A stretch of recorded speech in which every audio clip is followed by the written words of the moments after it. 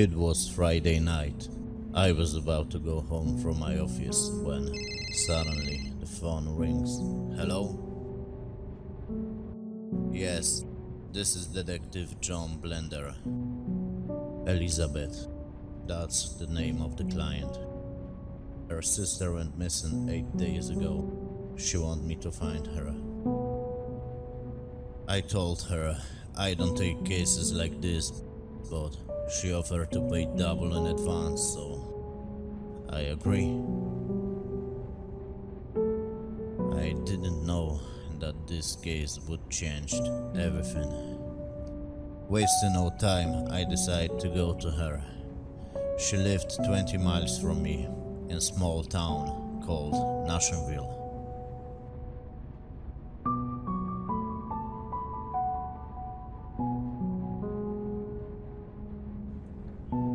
Fuck. I need to quit smoking.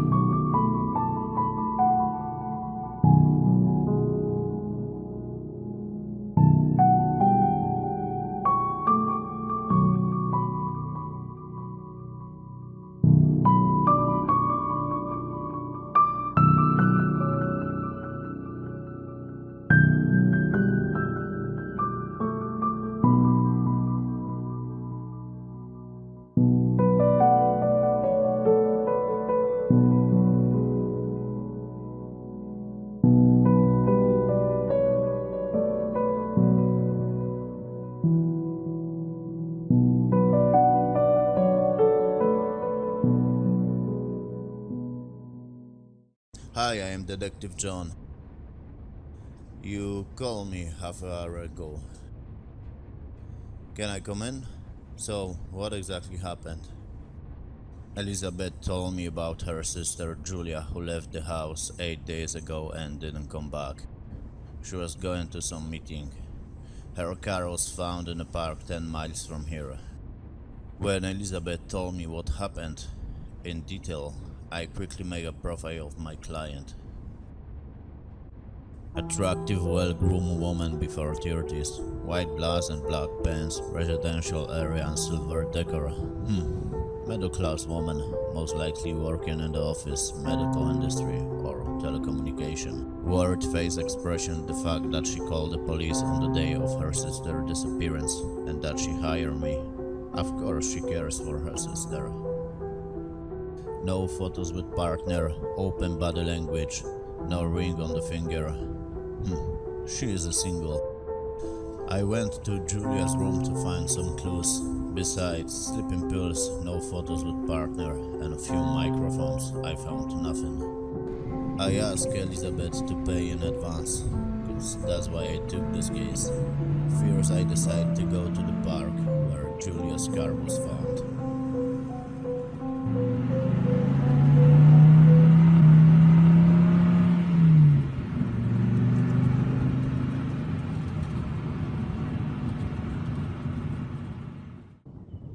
Open area, no buildings nearby. From Elizabeth's testimony, Julia has never been in this park. Most likely someone planned kidnapping. The kidnapper knew that Julia would be in this park at this time. She must go out with someone here. A newly met partner? My client told me that Julia recently started dating someone, but she don't know who the newly met partner was. I must find this guy. Kidnapper left Julia's car. He had to get here with his own. I was looking for some traces of hijacking. However, I didn't find anything. On the way to my home, I called Jonathan, because police is on this case too. Maybe they already have a truck.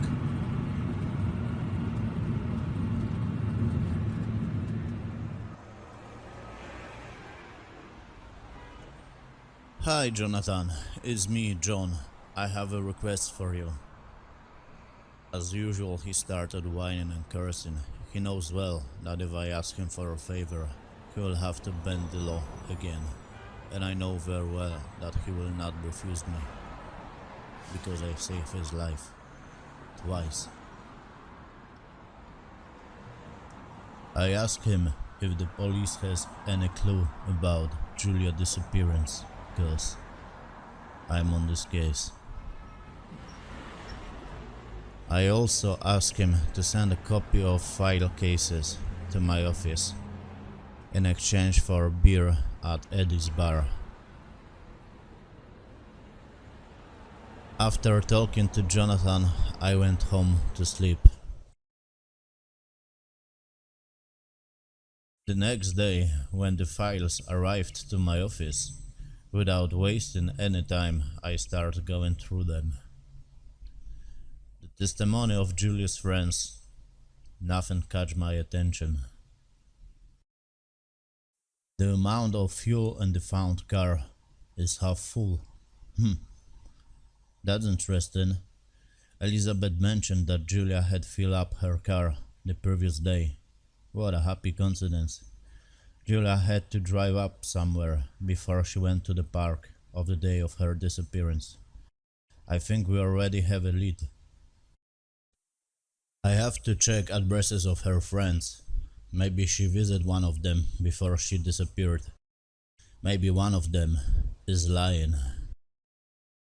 If I calculate the distance from her home to the park, I will calculate how many extra kilometers she had to travel for a amount of fuel to match in the found car. She had to travel an additional 20 kilometers. I will see which friends live in this distance from Julia's house. 2 people. I have to pay them a visit. I also check how many people have gone missing this year in Nashville and surrounding areas. I narrowed the area down to 20 kilometers. 15 more people are missing compared to the previous year. I made an appointment with Julia's friend from work, Frank Modifier, age 29. Maybe Julia started dating him recently. Frank looked very frustrated. He said that he already testified to the police. Frank profile: confident, married man, works in office with Julia, very aggressive tone of his voice. He treated my visit as an attack. He has something to hide. I told him I knew about his affair with Julia. I threatened, if he don't tell me what happened that night, I will reveal his affair to his wife. Frank admitted he had an affair with Julia. They met that evening. He said Julia was very aggressive. She was fed up with being the second choice, wanted to tell the truth to Frank's wife. They quarreled that evening. He said for about 2 weeks Julia changed. She was more aggressive. There was something wrong with her that evening too. I took notes and returned to the office. Frank testified of the specific symptoms of Julia, as if she was sick with something. Enlarged pupils, aggression, tiredness. I was at the starting point. The only thing that puzzles me was why Julia went to this park, and who did she go out with there? All of a sudden, I got revelation. I remembered the pills laying on the shelf in Julia's room. I called Elizabeth. It turned out that Julia had problems with falling asleep 2 weeks before her disappearance. She was vaccinated, and immediately the doctor prescribed something for her to sleep. I already had a lead. I wanted to make an appointment with Dr. James Simmons. Unfortunately, he went to the capital for an important meeting in Heat Patrol, in a corporation when he works. I decided to explore the topic of Dr. James Simmons in more depth. It turned out that he was moved from the capital over a year ago.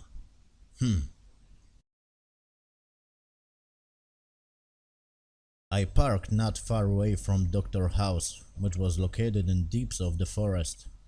Leaving the car, I heard strange noises. Before entering the house, I called Jonathan, asked for a patrol to be joined. I had a feeling that Julia gonna be there, but I didn't expect this.